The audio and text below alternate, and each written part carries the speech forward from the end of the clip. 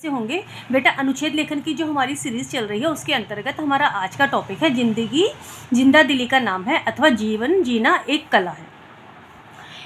इस पूरे टॉपिक में हमने क्या लिखा है ये हम संकेत बिंदु के द्वारा बताएंगे।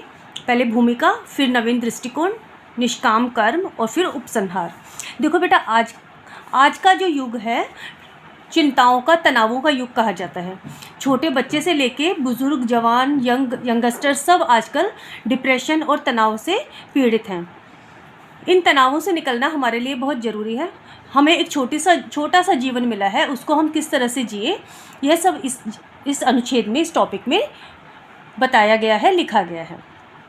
आरंभ करते हैं हमेशा की तरह एक स्लोगन के साथ। बेरंग सी जिंदगी में घोल दो कुछ रंग, मन में भर के उमंग ऊर्जा बन पतंग। मनुष्य जब इस पृथ्वी पर जन्म लेता है तब सब हर्षो उल्लास के साथ उसका स्वागत करते हैं।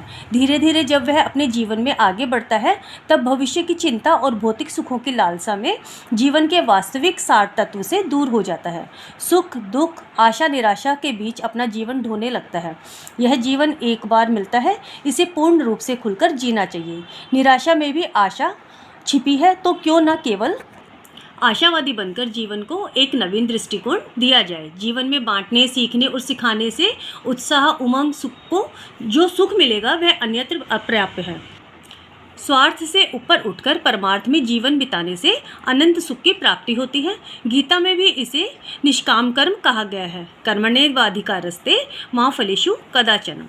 कर्म में अधिकार हो, फल में नहीं। आकांक्षा रहित कर्म से कभी दुख नहीं उपजता। जीवन की असफलताओं का स्वागत भी सफलताओं के समान ही करना चाहिए। देखो बेटा, आए दिनों न्यूज़पेपर्स में आता रहता है।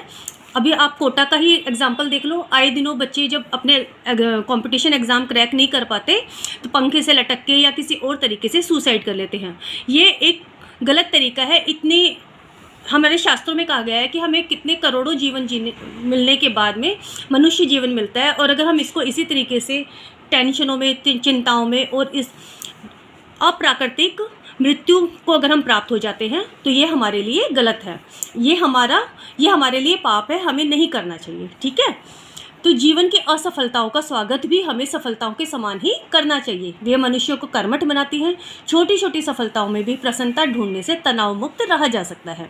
भविष्य में क्या होगा, कैसा होगा, इसकी चिंता छोड़कर वर्तमान को पूर्ण रूप से जीना चाहिए।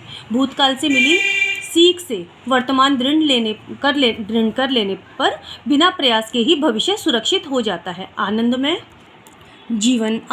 जीवन शारीरिक, बौद्धिक, मानसिक तनावों से मुक्त रखता है। आज के आधुनिक युग में संगति, सिनेमा, टेलीविज़न, पुस्तकें आदि कई संसाधन हैं जिससे जीवन को और बेहतर किया जा सकता है। अपने आदर्शों और उपलब्धियों को ढूंढने का प्रयत्न करना चाहिए।